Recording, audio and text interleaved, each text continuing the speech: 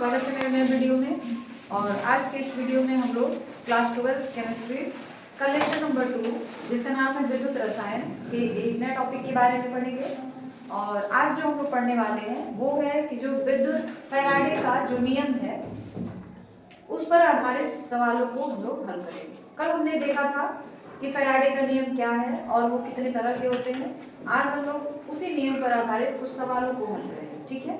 तो चलिए स्टार्ट करते हैं।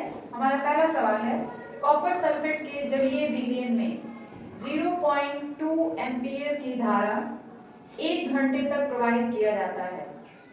कैथोड पर एकत्रित कॉपर के द्रव्यमान की गणना करें। मतलब ये कि कॉपर सल्फेट का विलयन है जिसमें हम लोग विद्युत धारा का प्रवाह कर रहे हैं और विद्युत धारा कितना की प्रवाहित की जा रही है 0.2 एम्पीयर की। कितने समय तक? 1 घंटे तक।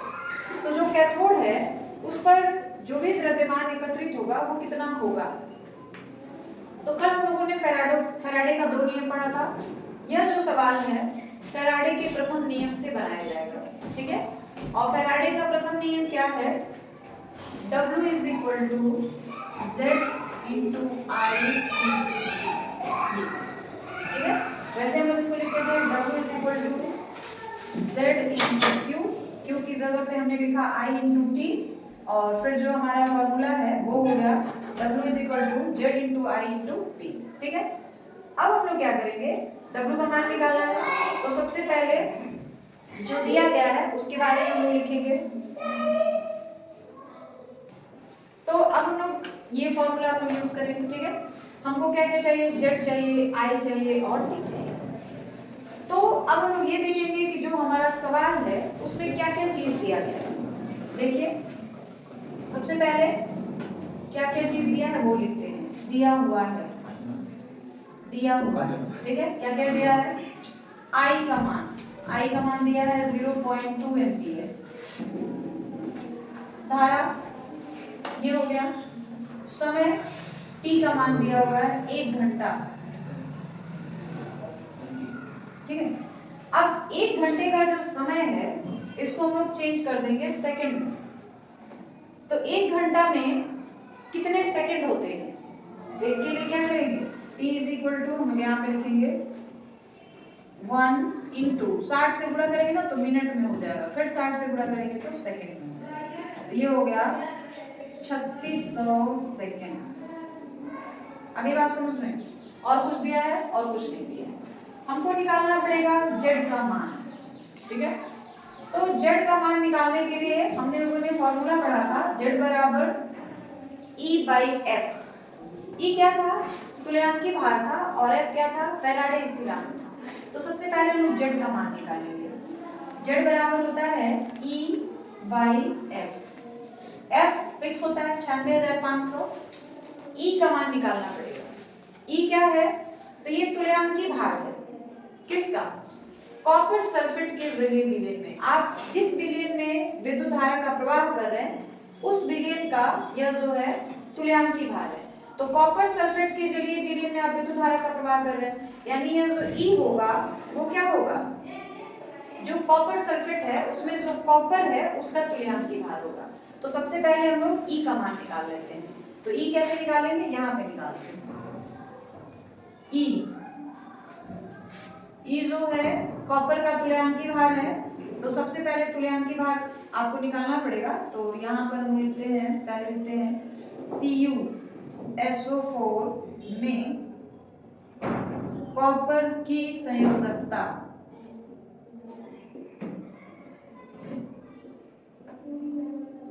2।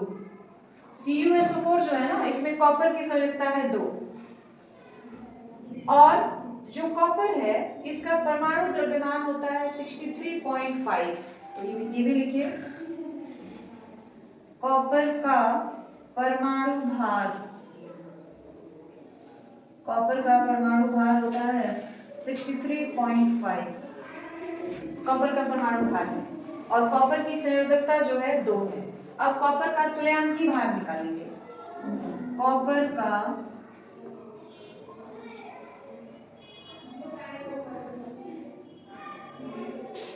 तुल्यांक भार, तो ये फॉर्मूला है। कॉपर का हम लोग निकाल रहे हैं ना, तो कॉपर का परमाणु भार बाय कॉपर की संयोजकता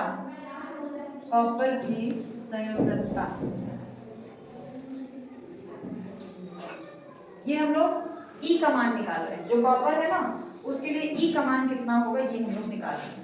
तो कॉपर का तुल्यांकी भार क्या आ जाएगा,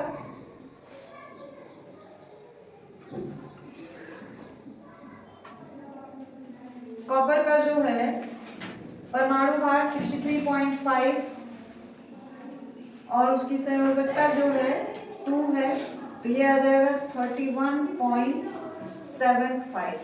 कॉपर का तुल्यांकी भार आ गया 31.75। ठीक है, ये आ गया। यही जो है ना ई का मान है, अर्थात ई बराबर 31.75। ये बात समझ आ गई। पहले क्या किया गया है, जो जो चीजें दिया गया है उसको हमने लिखा। आई का मान दिया है, टी का मान दिया है, ऑप्शन जो है CuSO4 है। CuSO4 में कॉपर की संयोजकता 2 है, कॉपर का परमाणु भार 63.5 होता है, ये आपको पता होना चाहिए। कॉपर का तुल्यांकी भार निकालना है तो कॉपर का परमाणु भार बटा उसकी संयोजकता, तो परमाणु भार 63.5 दिया है, उसकी संयोजकता 2 दी गई है, इससे हमने इसको डिवाइड कर दिया, तो ये आ गया 31.75, यानी ई का मान आ गया 31.75। अब हम लोग निकालेंगे जेड का मान। तो जेड का मान E/F हो रहा है। ई का मान हमारे पास मिला हुआ है कितना, ये देखिए 31.75, तो लिखेंगे 31.75 और F का मान आपको पता होना चाहिए, फैराडे स्थिरांक है 96,500। ठीक है, इसको आप चाहे तो इस तरह लिख सकते हैं, ये अगर पॉइंट आप हटा दें तो नीचे 100 बढ़ जाएगा और तब 3175 बाई 965 इंटू 2 0 यहाँ पे और 2 0 यहाँ पे, 10 के पावर कितने हो जाएंगे, 10 के पावर हो जाएंगे 4।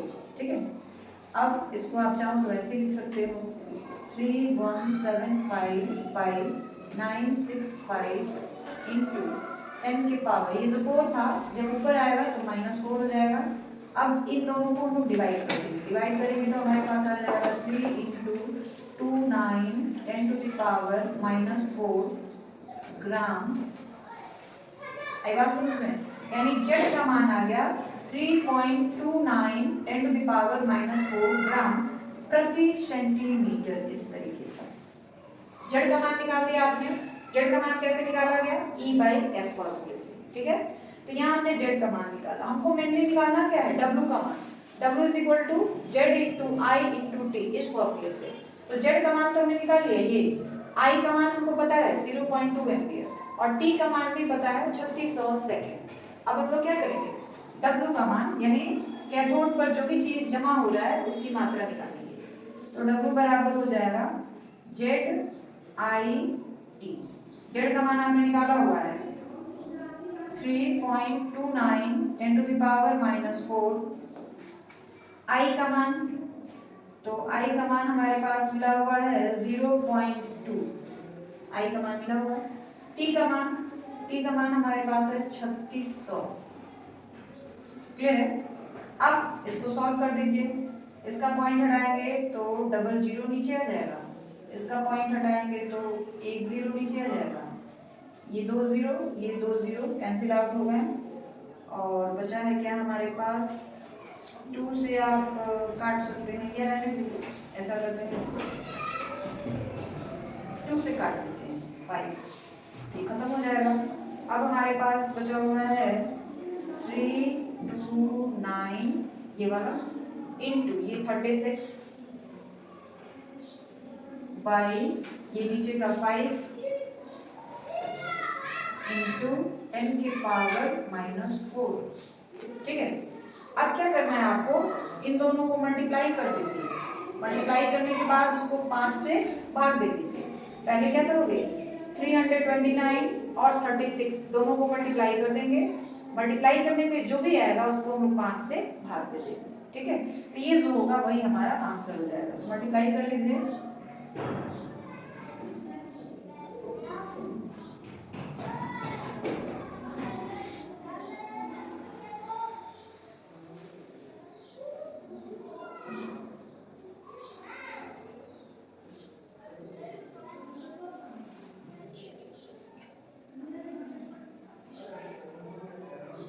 इतना लगभग आ रहा है। आप कैलकुलेशन खुद चेक कर सकते हैं। आपको क्या करना है, इन दोनों को इंटू कर देना है, उसको 5 से भाग देना है। तो हमने मल्टीप्लाई किया तो हमारा इतना आया है, लेकिन आप खुद से इसको चेक कर लीजिएगा। आपका कैलकुलेशन 1184, आप देख लीजिए सही है या नहीं।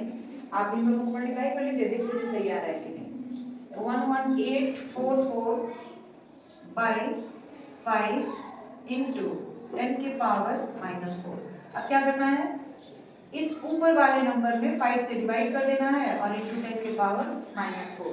तो ये जो आएगा ना, ग्राम में आंसर आएगा और यही आपका आंसर हो जाएगा। आप जहाँ भाग कर लीजिएगा इसको दोनों को, मतलब 11844 को 5 से डिवाइड कर दीजिए, इंटू 10 के पावर -4 ग्राम।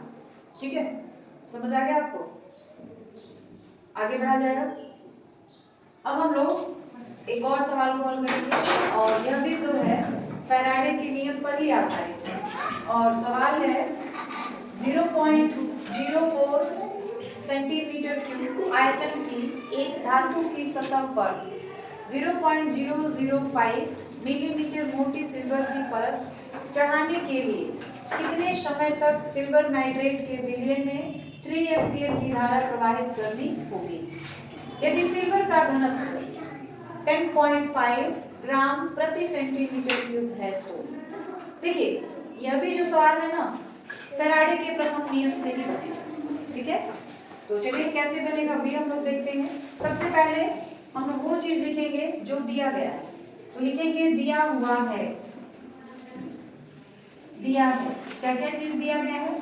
तो जो सिल्वर, जो धातु की मतलब परत है, धातु का आयतन दिया गया है। ठीक है, धातु या सिल्वर का आयतन भी आप कह सकते थे।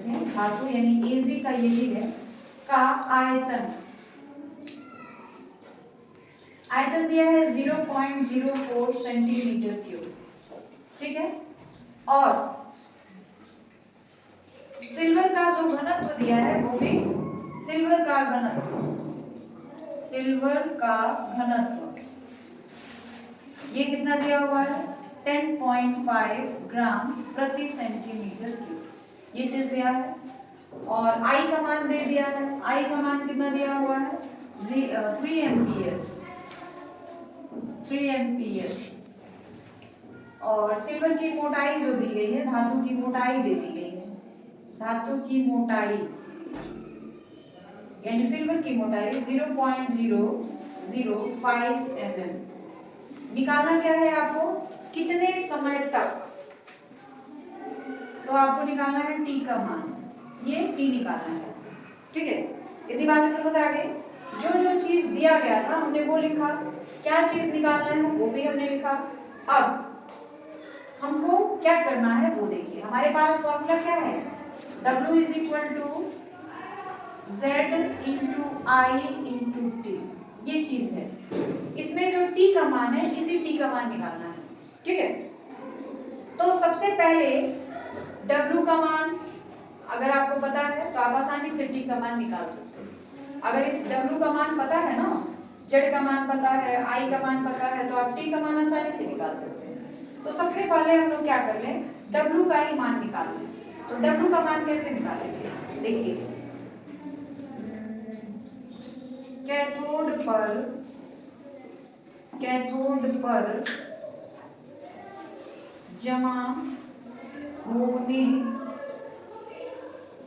वाले सिल्वर, कैथोड पर सिल्वर ही ना जमा होगा तो उसकी मात्रा कितनी होगी? सिल्वर का द्रव्यमान,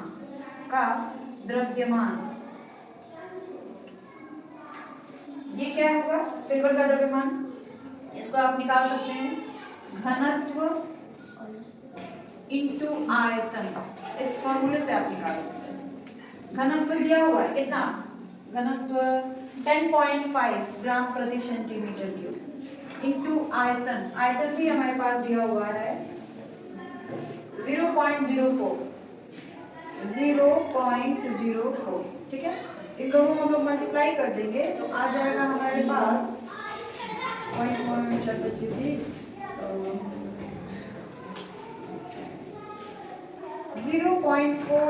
ग्राम। ये W का मान हमको मिल गया। कैथोड पर जमा होने वाले सिल्वर का द्रव्यमान, फॉर्मूला लिखा गया है घनत्व इनटू आयतन। घनत्व भी दिया है, आयतन भी दिया है, दोनों को गुणा कर दिया हमने, मिला हमको 0.42 ग्राम। इतनी बात समझ आ गई। हमने क्या किया, W का मान निकाल लिया, ठीक है। अब हमको Z का मान निकालना है। I का मान तो दिया ही है, T का मान निकल जाएगा। जब W निकाल लिया आपने, Z निकाल लीजिए, I दिया हुआ है, T का मान आसानी से निकल जाएगा। तो हम लोग Z का मान निकालेंगे, और Z का मान निकालने के लिए हमारे पास फॉर्मूला होता है E/F। तो E का मान पहले निकालना पड़ेगा, ठीक है। तो सबसे पहले हम लोग E का मान निकालेंगे। तो E का मान कैसे निकालेंगे, देखिए,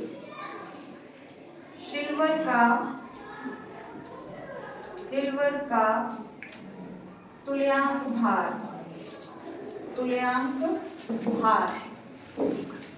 जिसको हम लोग E बोलते हैं, ठीक है। E का मान निकालना है। तो सिल्वर का परमाणु भार,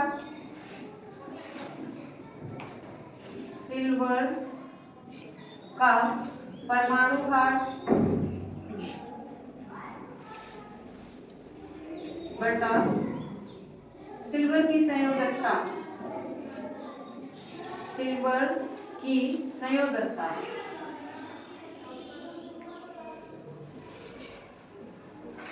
सिल्वर का परमाणु भार अगर आपको याद होगा तो आप जानते होंगे 108 होता है, उसकी संयोजकता 1 होती है, यानी ये हो गया 108, ठीक है। अब Z का मान निकालना है। तो Z बराबर E/F। E का मान हमको मिला हुआ है 108, F का मान 96,500, ये फिक्स है, आपको पता होना चाहिए। इन दोनों को भाग देंगे तो मिलेगा 1.12 10⁻³ ग्राम प्रति सेंटीमीटर। हमने क्या किया, Z का मान निकाल लिया, ठीक है। अब हमको निकालना है इस फॉर्मूले से W बराबर Z × I × T। तो यहाँ से हम लोग T का मान कैसे निकालेंगे, T बराबर आ जाएगा W/Z × I। होगा कि नहीं होगा, W बराबर आपने लिखा है Z × I × T, ठीक है। तो T का मान क्या हो जाएगा, W/Z × I, ठीक है। अब हम यहाँ पे मान रख देते हैं। तो T बराबर W/Z × I, यहाँ आपको दिख रहा है, देख लीजिए, दिख रहा है ना यहाँ पे। तो W का मान हो गया, निकाला है अपने कहीं पे, यस 0.4, ये है W का मान, ये है W का, तो W का मान है 0.42, ठीक है। Z का मान अभी हमने निकाला है। Z का मान हमारे पास आया है 1.12 10⁻⁻3, ठीक। I का मान भी आपको पता होना चाहिए, दिया हुआ है सवाल में ही। I का मान 3 एम्पीयर, ये हो गया 3 एम्पीयर, ठीक है। अब पॉइंट तो वैसे ही कट जाएगा, नया पॉइंट कट जाएगा। तो ये लग गया हमारे पास 42/3 को 112 मल्टीप्लाई कर दीजिए, हो जाएगा 3 9 6 3 10⁻³ 10⁻³ को अगर हम ऊपर लेके चले जाएं तो क्या हो जाएगा, 4 2 10⁻+3, नीचे आ जाएगा 3 3 6, ठीक है। अब इन दोनों को हम लोग मल्टीप्लाई कर देंगे, तो ये हो जाएगा 42 और 000, इसको हम लोग 336 से भाग दे देंगे। 336 से भाग दे देंगे तो कितना आ जाएगा, लगभग 124.99 सेकेंड। यानी आपको जो टाइम की जरूरत होगी वो कितने टाइम की जरूरत होगी, 124.99 सेकेंड की जरूरत पड़ेगी, ठीक है। तो ये सवाल आपको समझ आ गया अच्छे से, देख लीजिए, कहीं कोई दिक्कत हो कैलकुलेशन बेटा आप खुद चेक कर सकते हैं, कैलकुलेशन की कोई दिक्कत नहीं है, कैलकुलेशन आप जिस हिसाब से अपने हिसाब से करते हैं आप उस तरह कर सकते हैं। देख लीजिए, सवाल में कोई दिक्कत नहीं होनी चाहिए। तो इस तरह के सवाल जो होते हैं आपसे पेपर में पूछे जाते हैं, तो जल्दी से इसका स्क्रीनशॉट ले। एक और सवाल को हल करते हैं, यह भी जो है फैराडे के नियम पर ही आधारित सवाल है, ठीक है। सवाल देखिए क्या है, एक विद्युत अपघटन प्रयोग में श्रेणी क्रम में जुड़े 2 सेल में 5 घंटे तक विद्युत धारा प्रवाहित की गई। प्रथम सेल में एक स्वर्ण लवण विलयन तथा दूसरे सेल में कॉपर सल्फेट विलयन उपस्थित है। प्रथम सेल में 9.83 ग्राम स्वर्ण जमा हुआ। यदि स्वर्ण की ऑक्सीकरण संख्या 3 हो तो दूसरे सेल में एकत्रित कॉपर की मात्रा ज्ञात है। यहाँ पे क्या है, दो जो सेल हैं श्रेणी क्रम में जुड़े हुए हैं, ठीक है। तो जब दो सेल या तीन सेल या मतलब एक से अधिक सेल अगर श्रेणी क्रम में जुड़े हुए हैं तो ऊपर जो कैथोड पर पदार्थ एकत्रित होता है उसकी मात्रा निकालने के लिए हम लोग फैराडे के द्वितीय नियम का प्रयोग करते हैं, ठीक है। तो यहाँ पे दो सेलों को श्रेणी क्रम में जोड़ा गया है, तो हम लोग यहाँ पे फैराडे का प्रथम नियम नहीं, फैराडे का दूसरा नियम, ठीक है। तो चलिए सबसे पहले हम लोग स्टार्ट करते हैं। अच्छा, फैराडे का दूसरा नियम है क्या? W1 by W2 is equal to E1 by E2, यही होता है ना। चलिए स्टार्ट करते हैं। सबसे पहले इसमें 2 बिलियन दिए गए हैं। एक बिलियन है स्वर्ण लवण बिलियन, पहला बिलियन जो है स्वर्ण लवण बिलियन है और दूसरा कॉपर सल्फेट का बिलियन, ठीक है। तो सबसे पहले हम लोग निकालेंगे स्वर्ण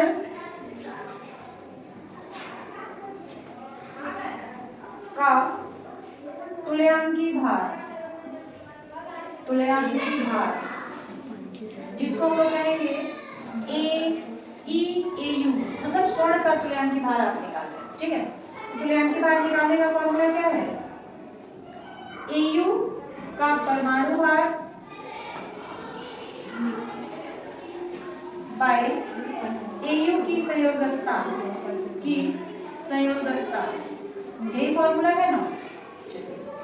AU का जो परमाणु भार होता है वो होता है 197, तो AU का वो परमाणु भार रख दे 197 और इसकी संयोजकता देखिए, ऑक्सीकरण संख्या ये जो है उसकी संयोजकता के बराबर हो जाएगी। ये दे दिया है 3, तो इसका मान आ जाएगा 65.67, लगभग इतना है। उसके बाद हम लोग कॉपर का तुल्यांकी भार निकालेंगे। यहाँ पे 2 बिलियन है, स्वर्ण लवण बिलियन है, तो हमने स्वर्ण का तुल्यांकी भार निकाल लिया। उसके बाद कॉपर सल्फेट का बिलियन है, तो हम लोग कॉपर का जो तुल्यांकी भार है वो निकाल लेंगे।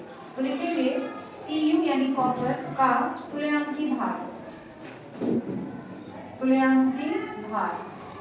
इसको हम लोग ऐसे लिख सकते हैं Cu, ठीक है। और ये क्या हो जाएगा? Cu का परमाणु भार बाय Cu की संयोजकता, अभी हमने एक सवाल इस तरह का दिया हुआ था ना, Cu का परमाणु भार कितना होता है?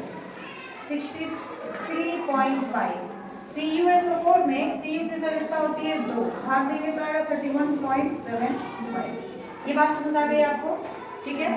अब फैराडे के द्वितीय नियम से, फैराडे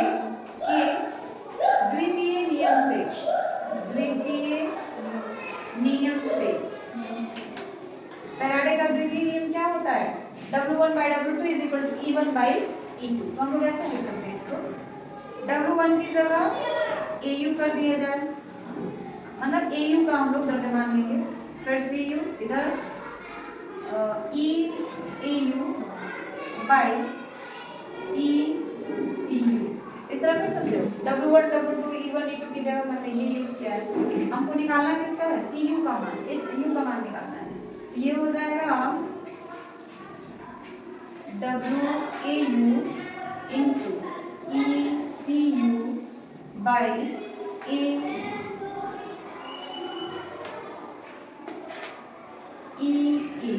ये होगा, यही सबने निकाला है। Cu का मान निकालना है तो Cu बराबर ये आ जाएगा हमारे पास, इसका मान आ गया WCU का मान निकालना है, ये आया।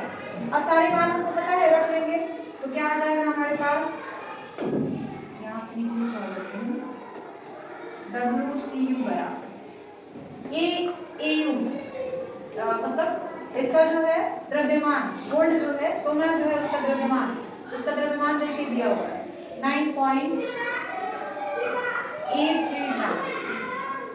ECU आपने निकाला है, ECU का मान 31.75, नीचे EAU यानी जो गोल्ड है उसका तुल्यांकी भार 65.6 और 7, ठीक है।